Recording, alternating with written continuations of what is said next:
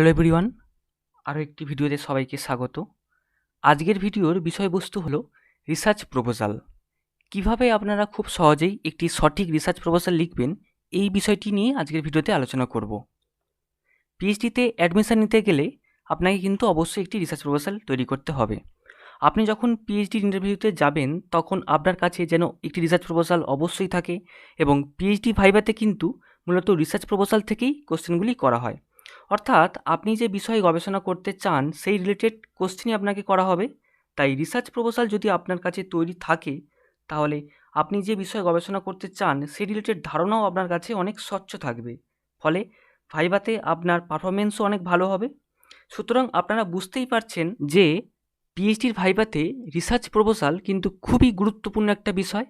তাই আপনার এই রিসার্চ প্রপোজাল রেডি করতেই হবে। এবং এই ভিডিওতে আমরা যে বিষয়গুলি নিয়ে আলোচনা করব সেগুলি এবার দেখে নেওয়া যাক। প্রথমেই আসছে যে কিভাবে খুব সহজেই একটি রিসার্চ প্রপোজাল লিখবেন,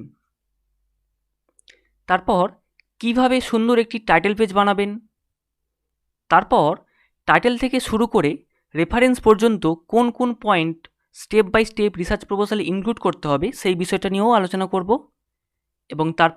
এবং প্রত্যেকটি স্টেপ বা পয়েন্টের অর্থ কী, কীভাবে বিষয়গুলি সঠিকভাবে লিখবেন, এই সমস্ত বিষয় নিয়ে এই ভিডিওতে আলোচনা করব। তাই এই ভিডিওটি যদি আপনারা শেষ পর্যন্ত প্রত্যেকটি স্টেপ ভালো করে দেখেন তাহলে রিসার্চ প্রপোজাল সংক্রান্ত কোনো সমস্যা আপনাদের থাকবে না। তাই ভিডিওটি একদম স্কিপ না করে স্টেপ বাই স্টেপ একদম শেষ পর্যন্ত দেখতে থাকুন। আর আপনি যদি চ্যানেলে নতুন হয়ে থাকেন তাহলে চ্যানেলটি সাবস্ক্রাইব করে পাশে থাকা বেল আইকনটি প্রেস করুন, যাতে পরবর্তীতেও এরকম আরও ভিডিও পেতে থাকেন। তো চলুন ভিডিওটি শুরু করা যাক। এবং এই ভিডিওটি সম্পূর্ণ বাংলাতেই তৈরি করা হয়েছে যাতে সবাইয়ের বুঝতে বিন্দুমাত্র কোনো সমস্যা না হয়। কিন্তু রিসার্চ প্রপোজাল আপনি অবশ্যই ইংলিশে লিখবেন। তো প্রথমেই আমরা একটু জেনে নেব যে রিসার্চ প্রপোজাল বলতে কী বোঝায়। বেসিক্যালি রিসার্চ প্রপোজাল জিনিসটা কী।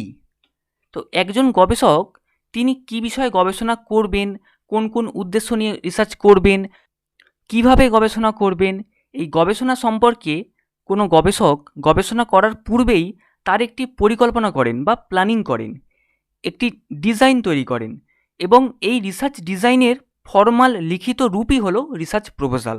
তো আপনারা বুঝতে পারলেন যে রিসার্চ প্রপোজাল জিনিসটা কী। এবার রিসার্চ প্রপোজালে সাধারণত তিনটি বিষয়ের ওপর ফোকাস করতে হবে। এক, রিসার্চের বিষয়বস্তু কী। দুই, এই বিষয়ে রিসার্চ করার উদ্দেশ্য কী বা কেন রিসার্চ করতে চাইছেন। তিন, কিভাবে আপনি রিসার্চ করতে চাইছেন। মূলত এই তিনটি বিষয়ের ওপর কিন্তু মেনলি ফোকাস করা হয় একটি রিসার্চ প্রপোজালে। তো আপনারা ভিডিওটি শেষ পর্যন্ত দেখতে থাকুন। রিসার্চ প্রপোজাল লিখতে গেলে আমাদের কয়েকটি বিষয় খেয়াল রাখতে হবে। যেমন প্রথমত, রিসার্চ প্রপোজালটি সাধারণত 2000 থেকে 3500টি শব্দের মধ্যে তৈরি করতে হবে। তারপর পুরো রিসার্চ প্রপোজাল হবে ফিউচার টেন্সে।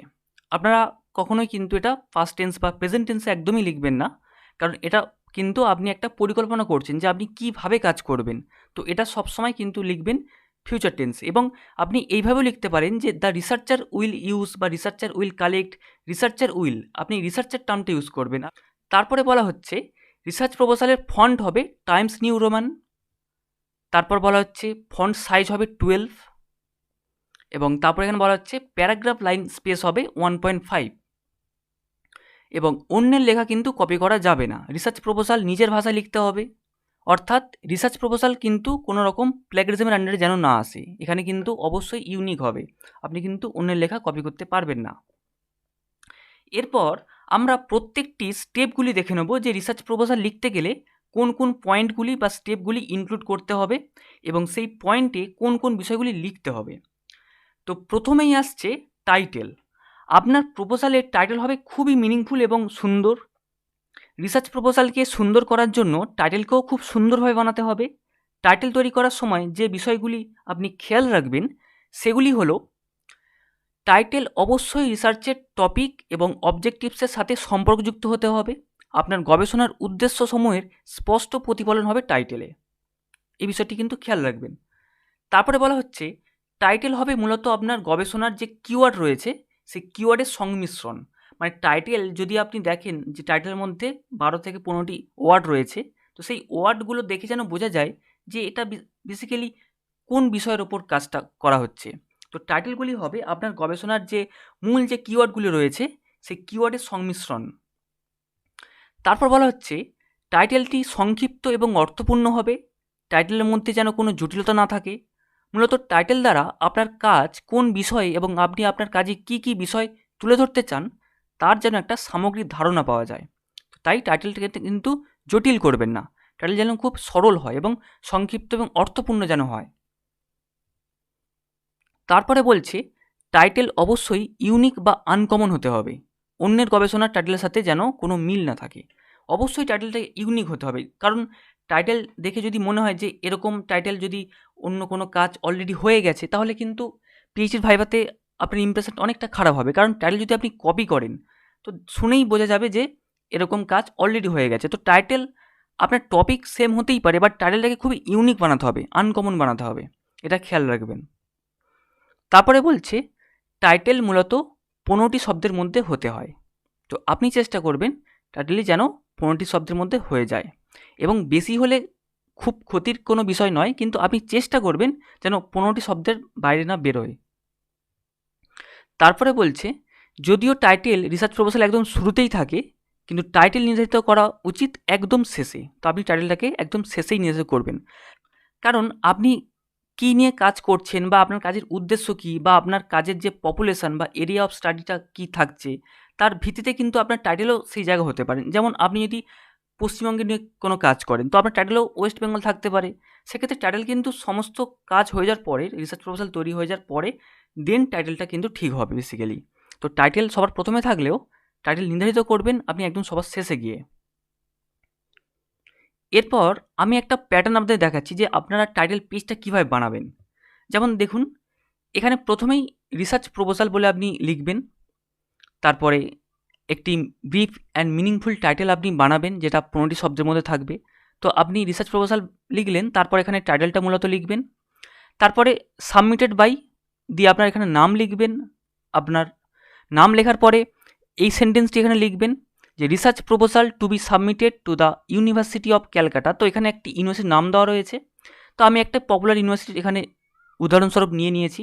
তো আপনারা এখানে একটি ইউনিভার্সিটির নাম দেবেন, আপনারা এখানে সেই ইউনিভার্সিটির নাম নিয়েই দেবেন যে ইউনিভার্সিটিতে আপনি পিএইচডির ভাইভা দিতে যাচ্ছেন। ঠিক আছে, আপনি সেই ইউনিভার্সিটির নামটাই এখানে উল্লেখ করবেন। তারপরে for the enrolment as a research scholar for the doctor of philosophy degree in, এখানে আপনার সাবজেক্ট লিখবেন, আপনার যা সাবজেক্ট আপনি এই ইনের পরে আপনার সাবজেক্টের নাম লিখবেন। তারপরে আপনি যে ইউনিভার্সিটিতে ভাইভা দিতে যাচ্ছেন আপনি সেই ইউনিভার্সিটির লোগোটা এখানে দেবেন। তারপরে আবার আপনি ডিপার্টমেন্ট অফ আপনার সাবজেক্টের নাম এখানে দেবেন, এবং তারপরে আপনি আবার ইউনিভার্সিটির নামটা এখানে দেবেন, এবং এখানে আপনি যে সালে এটা সাবমিট করছেন বা যে সালে ভাইভা দিতে যাচ্ছেন আপনি সেই সালটা এখানে উল্লেখ করবেন। আপনি এটা 22-এ যদি হয় 22, আপনি যদি 23 সালে কোথাও ভাইভা দিতে যান 23, 24, আপনার যে সালে ভাইভা দিতে যাবেন আপনি সেই সালটা এখানে উল্লেখ করবেন। তো আপনি বুঝতে পারলেন যে কীভাবে আপনি একটা টাইটেল পেজ বানাবেন। এরপর আসছে ইন্ট্রোডাকশান লিখতে গেলে আপনাদের কয়েকটি বিষয় খেয়াল রাখতে হবে, যেমন সেই বিষয়গুলো এবার দেখে নেওয়া যাক। প্রথমত, ইন্ট্রোডাকশানে সংক্ষিপ্তভাবে রিসার্চ টপিকের ওভারভিউ দিতে হবে, যে এই রিসার্চটা অ্যাকচুয়ালি কী নিয়ে, কোন বিষয়ের টপিক।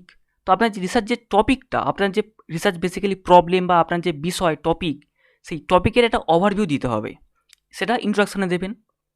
তারপরে ইন্ট্রোডাকশান অংশটি যতটুকু পারা যায় সহজ ও সরলভাবে লিখতে হবে, যাতে পাঠক পড়া মাত্র বুঝে যেতে পারে কী বিষয় কাজ এটা। তো ইন্ট্রোডাকশানটা কিন্তু খুবই সহজ সরলভাবে লিখবেন।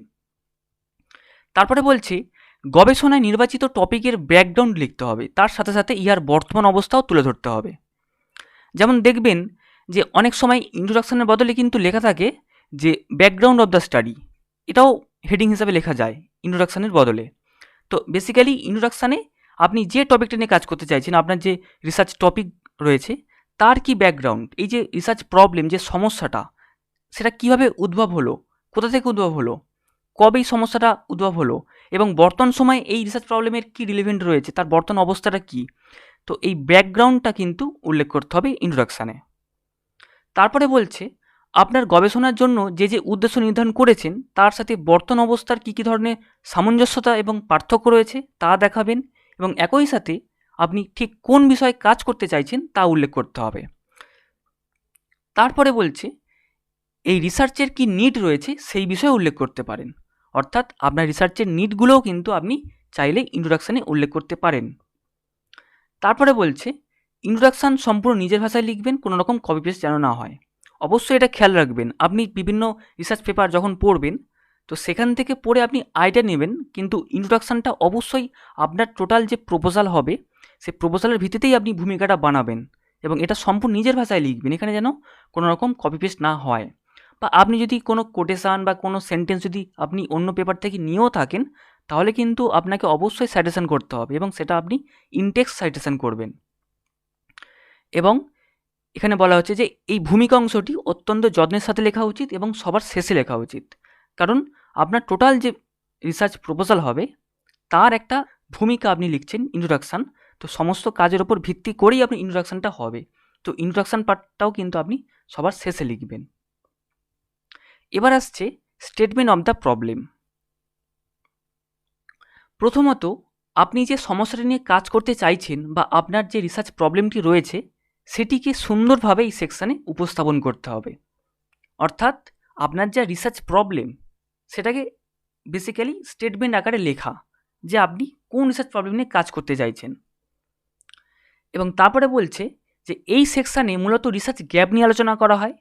এখনও পর্যন্ত এই টপিকের ওপর হওয়া রিসার্চগুলিতে কোন কোন প্রবলেম বা দিকগুলিতে এখনও কোনো গবেষণা হয়নি, অথচ সে প্রবলেমগুলি বর্তমান সময়ে এক্সিস্ট করে, সেগুলি এই সেকশানে উপস্থাপন করতে হবে, এবং এই প্রবলেমগুলির সাথে সামঞ্জস্য করে আপনি রিসার্চের অবজেক্টিভস বানাবেন এবং ওই প্রবলেমগুলি সলভ করতে চান সেটা স্টেটমেন্ট আকারে লিখবেন। তো বোঝা গেল যে স্টেটমেন্ট অফ দ্য প্রবলেম সেকশানে কী লিখবেন। মূলত দেখুন, আমি যদি একটা ফরম্যাটে আপনাদের বুঝিয়ে বলি, যেমন দেখুন যখন প্রপোজালে স্টেটমেন্ট অফ দ্য প্রবলেম লিখবেন তো বেসিক্যালি আপনি যে টপিক বা যে এরিয়া নিয়ে কাজ করছেন, ধরুন আপনার একটা পার্টিকুলার টপিক রয়েছে, তো সেই টপিকে কি কি কাজ হয়েছে সেটা আপনারা লিখবেন, যে একজন লেখক এই নিয়ে কাজ করেছেন, সেখানে অবজেক্টিভস এই ছিল, বা আরেকজন গবেষক এই টপিক নিয়ে কাজ করেছেন, এই অবজেক্টিভস ছিল।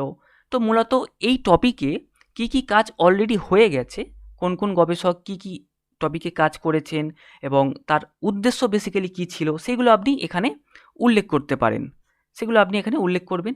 এবং আপনি কি রিসার্চ গ্যাপ খুঁজে বার করেছেন সেই রিসার্চ গ্যাপও উল্লেখ করবেন, এবং রিসার্চ গ্যাপ উল্লেখ করার পরে আপনি এখানে আপনার অবজেক্টিভসটা উল্লেখ করবেন, যে the study is an attempt to find out, এখানে আপনি আপনার অবজেক্টিভস উল্লেখ করবেন।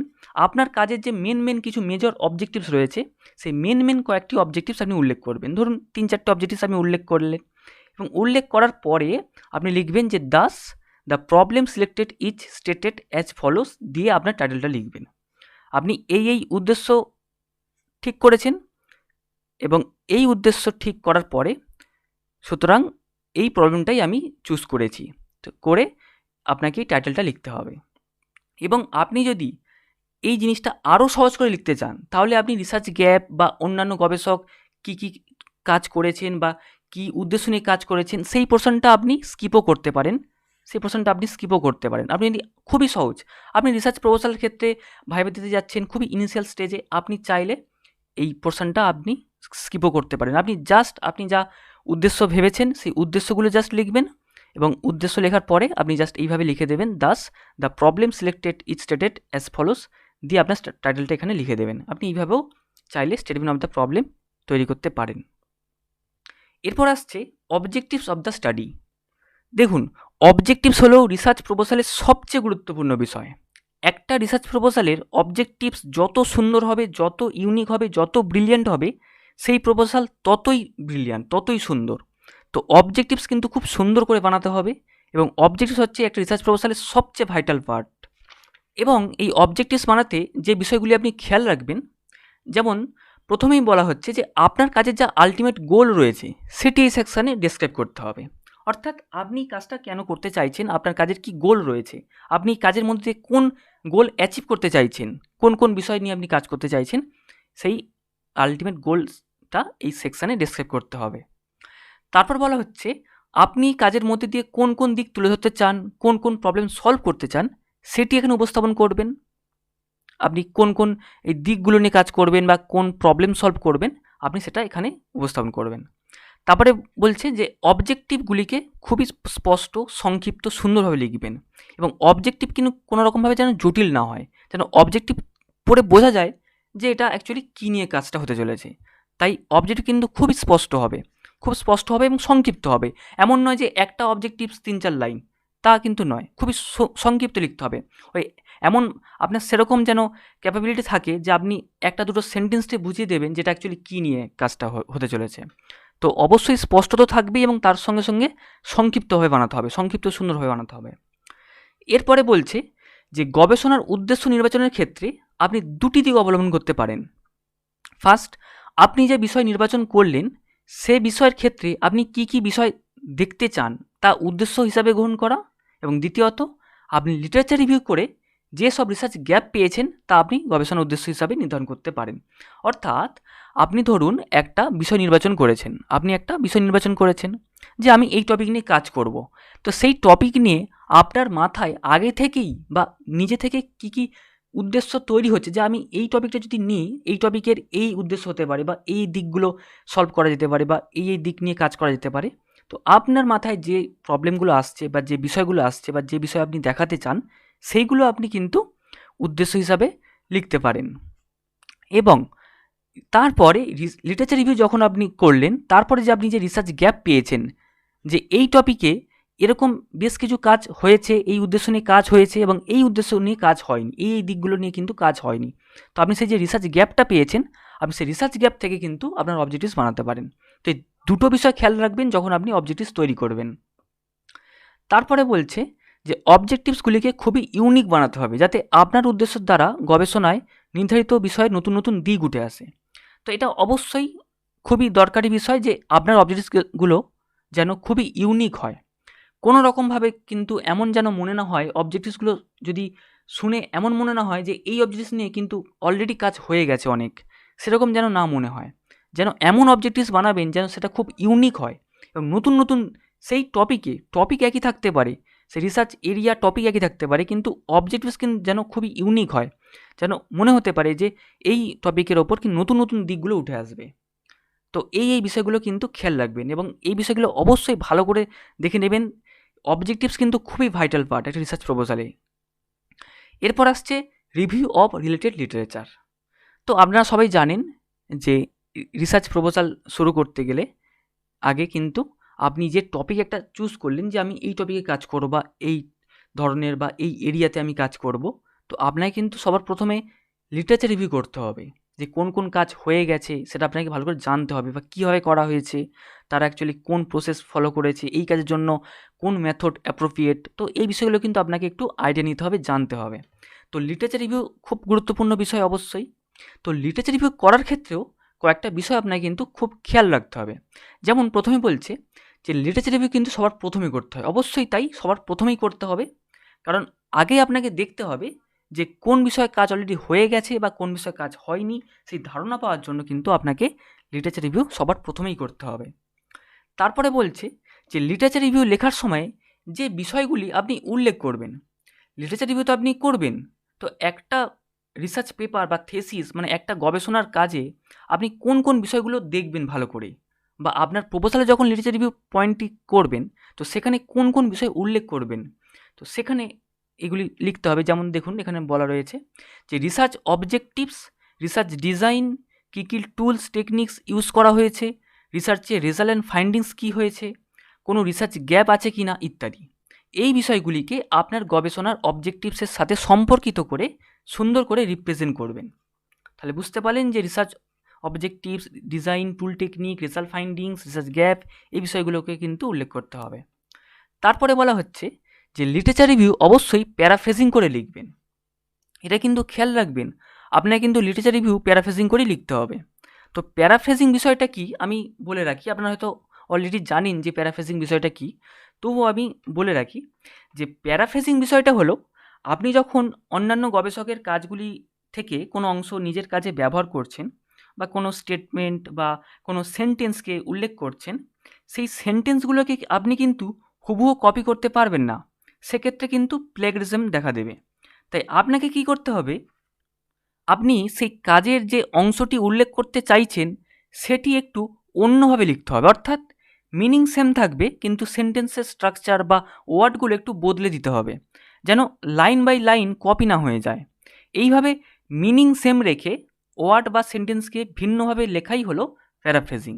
তো আপনাকে কিন্তু অবশ্যই প্যারাফ্রেজিং করেই লিটারেচার রিভিউ লিখতে হবে, কারণ অনেক সময় দেখা যায় কি হয় না, অনেকেই রিসার্চ পেপারের অ্যাবস্ট্রাক্ট পোর্শন থেকে ডাইরেক্ট কপি করে পেস্ট করে দিচ্ছে, কারণ অ্যাবস্ট্রাক্টে গেলেই কিন্তু এই research objectives, research design, tool technique, কোন কোন মেথড স্যাম্পলিং টেকনিক ইউজ করা হয়েছে বা রেজাল্ট ফাইন্ডিংস, তো এই বিষয়গুলো কিন্তু পরপরই থাকে, খুবই সংক্ষিপ্তভাবে থাকে অ্যাবস্ট্রাক্ট পোর্শনে। তো অ্যাবস্ট্রাক্ট থেকে ডাইরেক্ট কপি করে অনেকে হয়তো পেস্ট করে দেয়, কিন্তু ওটা সঠিক নিয়ম নয়। লিটারেচার রিভিউ কিন্তু প্যারাফ্রেজিং করেই লিখতে হবে। তারপরে বলছে যে রিসার্চ প্রপোজালের ক্ষেত্রে লিটারেচার রিভিউ 5-6টি উল্লেখ করলেই হবে, তবে সবগুলি লিটারেচার রিভিউ যেন আপনার গবেষণার অবজেক্টিভসের সাথে সম্পর্কযুক্ত হয়। তারপরে আসছে হাইপোথেসিস বা রিসার্চ কোশ্চেন। আপনি আপনার প্রপোজালে যে কোনো একটি দেবেন, নয় হাইপোথেসিস নয় রিসার্চ কোশ্চেন। তো সাধারণত এটা মনে করা হয় যে যদি রিসার্চে দুটি ভাগ হয়, কোয়ালিটেটিভ স্টাডি এবং কোয়ান্টিটেটিভ স্টাডি, সেক্ষেত্রে কোয়ালিটেটিভ স্টাডির জন্য রিসার্চ কোশ্চেন লিখতে হয় এবং কোয়ান্টিটেটিভ স্টাডির জন্য হাইপোথেসিস তৈরি করতে হয়। কিন্তু সব জিনিসেই ব্যতিক্রমধর্মিতা রয়েছে। আপনি চাইলে কোয়ালিটেটিভ স্টাডিতেও হাইপোথেসিস তৈরি করতে পারেন কিংবা কোয়ান্টিটেটিভ স্টাডিতেও রিসার্চ কোশ্চেন উল্লেখ করতে পারেন। কিন্তু মোটামুটি আপনারা বুঝতে পারলেন যে কখন আপনাকে হাইপোথেসিস উল্লেখ করতে হবে এবং কখন আপনাকে রিসার্চ কোশ্চেন উল্লেখ করতে হবে। এবং হাইপোথেসিস এবং রিসার্চ কোশ্চেন বিষয়টি কী সেটাও আমি সঙ্গে বলে রাখছি। আপনারা কম বেশি তো সবাই জানেন যে হাইপোথেসিস বা রিসার্চ কোশ্চেন জিনিসটা কী, তবু আমি বলে রাখছি যে হাইপোথেসিস বলতে কী বোঝায়, যে হাইপোথেসিস হলো কোনো গবেষক গবেষণা করার আগেই বাস্তব অভিজ্ঞতার ভিত্তিতে বা লিমিটেড এভিডেন্সের ভিত্তিতে গবেষণার রেজাল্ট সম্পর্কে যে সাময়িক সিদ্ধান্তে উপনীত হন বা একটা টেন্টেটিভ স্টেটমেন্ট দেন, সেটাই হলো মূলত হাইপোথেসিস। এবং রিসার্চ কোশ্চেন বলতে কী বোঝায় না, রিসার্চ কোশ্চেন হলো এক ধরনের গবেষণা প্রসূত কোশ্চেন যার উত্তরগুলি খোঁজার জন্যই এই গবেষণাটি করা হচ্ছে, অর্থাৎ এই কোশ্চেনগুলির উত্তরই বলে দেবে যে আপনি কোন কোন বিষয় বা কোন কোন সমস্যা বা কোন কোন উদ্দেশ্য পূরণের জন্য এই গবেষণাটি করতে চলেছেন। তো আপনারা বুঝতে পারলেন যে হাইপোথেসিস বা রিসার্চ কোশ্চেন বিষয়টা কী। তো এবার আমরা এই হাইপোথেসিস বা রিসার্চ কোশ্চেন সম্পর্কিত কয়েকটি বিষয় ভালো করে দেখে নেব। যেমন অবজেক্টিভসের ভিত্তিতেই কিন্তু আপনাকে এই হাইপোথেসিস বা রিসার্চ কোশ্চেন বানাতে হবে। যেমন দেখুন, এই রিসার্চ কোশ্চেন আপনি কীভাবে বানাবেন অবজেক্টিভস থেকে। আমরা যদি স্টেটমেন্ট অফ দ্য প্রবলেম ওই স্লাইডে চলে যাই তাহলে কিন্তু খুব ভালোভাবে দেখতে পাবো। যেমন দেখুন, এখানে ধরুন আপনি কোনো একটা অবজেক্টিভস রেখেছেন, ধরুন এখানে থেকে আপনার অবজেক্টিভস শুরু হচ্ছে টু ফাইন্ড আউট ABCD, আপনি সামথিং একটা অবজেক্টিভস করেছেন, এখানে আপনার অবজেক্টিভস রয়েছে। আপনি প্রপোজালের জন্য খুবই নর্মালি যখন রিসার্চ কোশ্চেন বানাবেন তখন আপনি কি করবেন, এই যে টু ফাইন্ড আউট রয়েছে, এই টু ফাইন্ড আউট পোর্শনকে কেটে দিয়ে আপনি এখানে WH ওয়ার্ড বসিয়ে দিন। আপনি এখানে একটা WH ওয়ার্ড বসিয়ে দিন। WH ওয়ার্ড বসানোর পরে আপনার এখানে তো অবজেক্টিভস রয়েছে, সেন্টেন্স রয়েছে, তো এবার সেই সেন্টেন্সটা গ্রামাটিক্যালি ঠিক আছে কিনা সেটা দেখে নেবেন। তারপর WH ওয়ার্ড বসানোর পরে এবং শেষে একটা জিজ্ঞাসা চিহ্ন দিয়ে দিন। এইভাবেই কিন্তু অবজেক্টিভস থেকে ডাইরেক্ট আপনার রিসার্চ কোশ্চেন তৈরি হয়ে যাবে। এবং এখানেও তাই, টু নো আপনি বাদ দিয়ে দিন, তারপর আপনার যা সেন্টেন্স রয়েছে সেটা থাকবে, তার আগে একটা WH বসিয়ে দেবেন এবং শেষে একটা জিজ্ঞাসা চিহ্ন বসিয়ে দেবেন। তাহলে কিন্তু ডাইরেক্ট দেখবেন যে অবজেক্টিভস থেকে আপনার রিসার্চ কোশ্চেন খুব সহজেই তৈরি হয়ে যাচ্ছে। তো এইভাবে আপনি হাইপোথেসিস বা রিসার্চ কোশ্চেন বানিয়ে নেবেন। এবং হাইপোথেসিস বানানো খুবই সোজা, সেটাও আপনার অবজেক্টিভস থেকেই হবে। সেখানেও আপনি বেসিক্যালি নাল হাইপোথেসিসে আপনার অবজেক্টিভসগুলোকে আপনি ক্রিয়েট করতে পারেন প্রপোজালের ক্ষেত্রে। এবং তারপরে বলা হচ্ছে যে হাইপোথেসিসগুলি খুবই সহজ সরল ও সংক্ষিপ্তভাবে লিখতে হবে। তো হাইপোথেসিস কিন্তু কোনো রকমভাবে জটিলভাবে লেখা যাবে না, হাইপোথেসিসকে অবশ্যই সহজ সরল এবং সংক্ষিপ্তভাবে লিখতে হবে।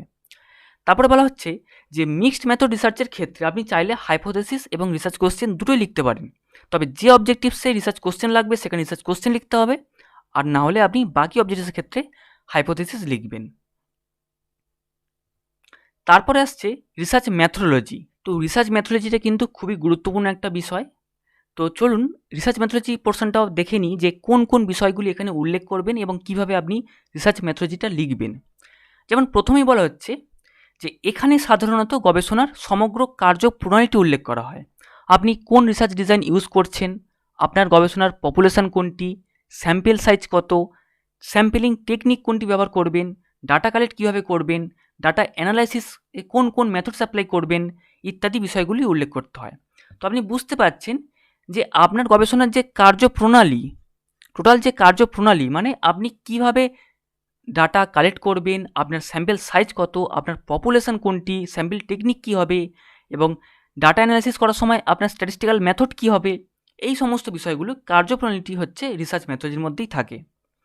তারপরে বলা হচ্ছে যে সমগ্র রিসার্চ মেথডোলজি লিখতে হবে ফিউচার টেন্সে, কারণ আপনি তো স্টাডিটা এখনও কমপ্লিট করেননি, আপনি করবেন। তো কোন পপুলেশান থাকছে বা স্যাম্পেল সাইজ কত রাখা হবে, স্যাম্পল টেকনিক কোনটা ইউজ করা হবে, কোন মেথড অ্যাপ্লাই করা হবে, কোন টুল টেকনিক ইউজ করা হবে, কীভাবে ডাটা কালেক্ট করা হবে, কীভাবে ডাটা অ্যানালাইসিস করা হবে, এই সমস্ত কিছু কিন্তু আপনাকে ফিউচার টেন্সে লিখতে হবে। তারপরে বলছে যে রিসার্চ মেথোলজির ক্ষেত্রে যে বিষয়টি আপনাকে খেয়াল রাখতে হবে তা হলো যে আপনি সঠিক রিসার্চ টুল টেকনিক ইউজ করছেন কি না, এটা কিন্তু আপনি অবশ্যই খেয়াল রাখবেন ভালোভাবে। কারণ আমরা সবাই জানি যে গবেষণার ক্ষেত্রে দুটি ধারা রয়েছে, একটা কি না কোয়ালিটেটিভ স্টাডি, একটা কোয়ান্টিটেটিভ স্টাডি, মানে একটি গুণগত একটি পরিমাণগত। এখন আপনি আপনার গবেষণার জন্য ধরুন গুণগত বা কোয়ালিটেটিভ স্টাডি বা কোয়ালিটেটিভ অ্যাপ্রোচ সিলেক্ট করলেন, কিন্তু আপনি রিসার্চ টুল অ্যান্ড টেকনিকটা কোয়ান্টিটিভ অ্যাপ্রোচে সিলেক্ট করলেন, তাহলে কিন্তু ভুল হয়ে গেল। আপনি কিন্তু ভুল স্টাডির জন্য ভুল টুল টেকনিক ইউজ করেছেন বা ভুল টুল টেকনিক সিলেক্ট করেছেন, তো এই সিলেকশানে কিন্তু ভুল হয়ে গেল। তো আপনি যদি কোয়ালিটেটিভ স্টাডি করে থাকেন তাহলে আপনাকে টুল টেকনিকও কিন্তু কোয়ালিটিভ অ্যাপ্রোচের জন্য তৈরি করতে হবে বা সিলেক্ট করতে হবে। আপনি যদি কোয়ান্টিটিভ স্টাডি করেন সেক্ষেত্রে কিন্তু আপনার টুল টেকনিকও কিন্তু কোয়ান্টিটিভ অ্যাপ্রোচে রাখতে হবে। তো এই বিষয়গুলো একটু খেয়াল রাখবেন যখন আপনি টুল টেকনিক এই যে সেকশানটা লিখবেন, তখন কিন্তু আপনাকে খেয়াল রাখতে হবে যে আপনি কোন টুল টেকনিক ইউজ করছেন। এরপরে এই রিসার্চ মেথোলজির একটা ফরম্যাট আপনাকে দেখিয়ে দিচ্ছি। যেমন দেখুন, আপনি যখন রিসার্চ প্রপোজাল লিখবেন প্রপোজালে, তখন কোন কোন বিষয়গুলো আপনাকে ইনক্লুড করতে হবে। যেমন প্রথমেই রয়েছে দেখুন রিসার্চ ডিজাইন, তো আপনি কোন রিসার্চ ডিজাইন এখানে ইউজ করছেন সেটা এখানে উল্লেখ করবেন। তারপর রয়েছে পপুলেশন অফ দ্য স্টাডি, আপনার কাজের টোটাল পপুলেশন কী থাকছে সেটা আপনি এখানে লিখবেন। আপনি সেটা ওয়েস্ট বেঙ্গল লিখতে পারেন বা কোনো পার্টিকুলার জেলা নিয়ে কাজ করতে পারেন, সেটা আপনার মনমর্জি মতন সেটা আপনি এখানে লিখবেন আপনার পপুলেশান। তারপরে sample of the study, sample of the study মানে বেসিক্যালি এখানে স্যাম্পেল সাইজ বলা হচ্ছে, তো আপনার স্যাম্পেল সাইজ সেটা আপনি সংখ্যায় লিখতে পারেন। তারপর স্যাম্পলিং টেকনিক, আপনি এখানে কোন স্যাম্পলিং টেকনিক ইউজ করবেন সেটা এখানে লিখবেন। তারপর রয়েছে tools and techniques of data collection, তো আপনি ডাটা কালেক্ট করার জন্য কোন টুল কোন টেকনিক ইউজ করবেন সেগুলো এখানে তার নামগুলো এখানে উল্লেখ করবেন। তারপর রয়েছে সোর্স বা কালেকশন অফ ডাটা, আপনি ডাটাটা কালেক্ট করছেন, এই যে ডাটা কালেক্ট করবেন, তো ডেটা কালেক্ট করার যে সোর্স রয়েছে সেই সোর্সের নাম এখানে লিখতে হবে। যেমন বেসিক্যালি নয় প্রাইমারি নয় সেকেন্ডারি বা প্রাইমারি সেকেন্ডারি বোথ, সেই সোর্স ডেটার সোর্সটা এখানে লিখতে হবে। তারপর রয়েছে স্ট্যাটিস্টিক্যাল টেকনিক, তো আপনি এখানে কোন কোন স্ট্যাট ইউজ করবেন, সেটা ডেসক্রিপটিভ নাকি প্যারামেট্রিক বা নন প্যারামেট্রিক সেটা এখানে কিন্তু উল্লেখ করতে হবে। এবং আপনি আরও ডিটেলসে যাবেন, প্যারামেট্রিকের যদি হয় সেটা ANOVA, T test, Z test, বা যদি নন প্যারামেট্রিক হয় chi square, Mann Whitney U test. তো বেসিক্যালি আপনি আরও ডিটেলসে গিয়ে লিখবেন, শুধু লিখে দেবেন না যে প্যারামেট্রিক, আপনি প্যারামেট্রিকের কোন কোন স্ট্যাটিস্টিক্যাল টেকনিক সেটাও আপনি উল্লেখ করে দিতে পারেন। তো আপনাকে মূলত কোন আপনি স্ট্যাট ইউজ করছেন সেটা এখানে লিখবেন। তারপর রয়েছে ডাটা অ্যানালাইসিস, আপনি মূলত এই যে ডেটা অ্যানালাইসিস, আপনি যে ডাটাটা কালেক্ট করলেন সেটা কীভাবে অ্যানালাইসিস করবেন সেটা এখানে লিখবেন। তো এটা মূলত হতে পারে আপনি এমএস এক্সেল লিখতে পারেন, এসপিএসএস লিখতে পারেন, এছাড়াও আরও অন্যান্য বিভিন্ন সফটওয়্যার রয়েছে, সেই সফটওয়্যার নামগুলো এখানে মূলত লিখতে হবে যে আপনি কীভাবে ডেটাটাকে অ্যানালাইসিস করছেন। তো আপনারা বুঝতে পারলেন যে কোন কোন পয়েন্টগুলো এখানে লিখবেন, এগুলো রিসার্চ মেথোলজির এগুলো সাব পয়েন্ট, এগুলো লিখতে হবে। এবার আসছে ডেলিমিটেশান, তো ডেলিমিটেশন বিষয়টা কি সেটা এবার বুঝিয়ে বলি। যেমন দেখুন, ডেলিমিটেশন হলো এক ধরনের গণ্ডি বা সীমা নির্দেশ, যেখানে একজন গবেষক স্ব-ইচ্ছায় নিজের গবেষণার বিষয়ে কিছু ক্ষেত্রে গণ্ডিবদ্ধকরণ বা সীমায়িতকরণ করেন। তারপরে বলছে এই ডেলিমিটেশন হতে পারে পপুলেশন বা এরিয়া অফ স্টাডির ক্ষেত্রে, স্যাম্পল সাইজের ক্ষেত্রে, টুলস অ্যান্ড টেকনিক্সের ক্ষেত্রে, ভেরিয়েবলসের ক্ষেত্রে, স্ট্যাটিস্টিক্যাল টেকনিক্সের ক্ষেত্রে ইত্যাদি। তাহলে আপনারা বুঝতে পারছেন যে ডেলিমিটেশন বিষয়টা কি। মানে ধরুন ডেলিমিটেশন হচ্ছে কি না এক ধরনের গণ্ডি বা সীমা নির্দেশ, এবং এই ডেলিমিটেশনের ক্ষেত্রে কিন্তু একজন রিসার্চারের সম্পূর্ণ কন্ট্রোল থাকে। অর্থাৎ মানে ধরুন আপনি মনে করছেন যে আপনি শুধুমাত্র পশ্চিমবঙ্গ নিয়েই কাজ করবেন, আপনি পশ্চিমবঙ্গের বাইরে যাবেন না, আপনার যে স্টাডিটা থাকছে সেটা পশ্চিমবঙ্গের সীমাবদ্ধ। তো আপনি কি করলেন, আপনার এই পপুলেশনকে আপনি কিন্তু ডেলিমিটেশন করে দিচ্ছেন, আপনি এখানে পপুলেশনকে একটা গণ্ডিবদ্ধকরণ করছেন। তো এটা হলো ডেলিমিটেশন। বা আপনি চাইলেন যে আমি 1000টা স্যাম্পল নিয়েই কাজ করবো, ওর থেকে বেশি আমি স্যাম্পল নেব না বা নিতে পারবো না বা নেব না, আমি টোটাল 1000টা স্টুডেন্টের ওপর কাজ করব, 1000টা মানুষের ওপর কাজ করব, 1000টা স্যাম্পল নিয়েই আমি স্টাডি করব। তো আপনি স্যাম্পল সাইজেও কিন্তু একটা সীমা নির্দেশ করছেন, তো এটা স্যাম্পল সাইজে ডিলিমিটেশন হয়ে যাচ্ছে। বা আপনি চাইলেন যে আমি শুধুমাত্র 5টা ভেরিয়েবল নিয়ে কাজ করব, বা আমি 3টে ভেরিয়েবল নিয়ে কাজ করব, তো আপনি ভেরিয়েবলের ক্ষেত্রেও আপনি একটা সীমা নির্দেশ করছেন, তো এটা ডেলিমিটেশন হচ্ছে। বা আপনি টুল টেকনিক, আপনি বলছেন যে আমি শুধুমাত্র কোশ্চেনিয়ার আর ইন্টারভিউ নিয়ে কাজ করব, আমি আর কোনো টুল টেকনিক ইউজ করব না, আমার শুধুমাত্র কোশ্চেনিয়ার থাকবে, ইন্টারভিউ থাকবে, টুল টেকনিক, আর আমি কোনো টুল টেকনিক ইউজ করব না কাজে। তো আপনি টুল টেকনিকের ক্ষেত্রেও কিন্তু একটি সীমা নির্দেশ করছেন। তো এটাই মূলত ডেলিমিটেশন। তো আশা করি বোঝা গেল যে ডেলিমিটেশন বিষয়টা কি। এরপর আসছে সিগনিফিকেন্স অফ দ্য স্টাডি।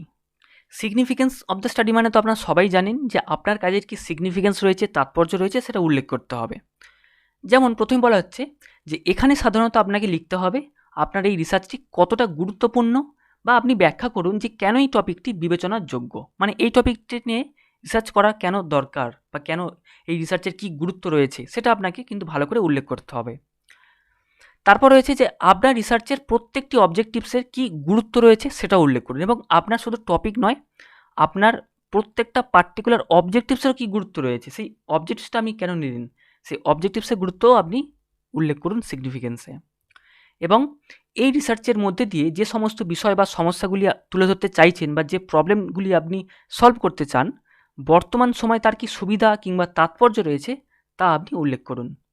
তো বুঝতে পারলেন যে সিগনিফিকেন্স অফ দ্য স্টাডিতে কী লিখতে হবে। এরপর রয়েছে রেফারেন্স। আপনারা সবাই জানেন যে রেফারেন্স বিষয়টা কি। তো রেফারেন্স লিখতে গেলে কিন্তু কয়েকটি বিষয় ভালো করে খেয়াল রাখতে হবে যাতে আপনি সঠিকভাবে রেফারেন্স লিখতে পারেন। যেমন প্রথমেই আসছে যে এই রিসার্চ প্রপোজালটি লিখতে আপনি যতগুলি গবেষণার কাজ থেকে কোনো অংশ সরাসরি নিজের প্রপোজালে ব্যবহার করেছেন, সেই সমস্ত গবেষণার কাজগুলিকে আপনার ক্রেডিট দিতে হবে বা সাইটেশন করতে হবে, তাই সেগুলিকে রেফারেন্সে উল্লেখ করতে হবে। এবং তারপরে দেখুন রিসার্চ প্রপোজালে আপনি যদি কোনো ইনটেক্সট সাইটেশন করে থাকেন সেগুলিকেও রেফারেন্সে উল্লেখ করতে হবে। এবার প্রশ্ন হতে পারে যে ইনটেক্সট সাইটেশন জিনিসটা কি। দেখুন, যদি আপনি প্রপোজাল লেখার সময় কোনো অংশ অর্থাৎ কোনো কোটেশান কিংবা কোনো সেন্টেন্স অন্য রিসার্চ পেপার বা থিসিস থেকে কালেক্ট করেন, সেক্ষেত্রে সেই সেন্টেন্সের ঠিক পরেই আপনি যদি সাইটেশন করেন, অরিজিনাল ওয়ার্ক যার তাকে যদি ক্রেডিট দেন, সেটাকেই বলা হয় ইনটেক্সট সাইটেশন।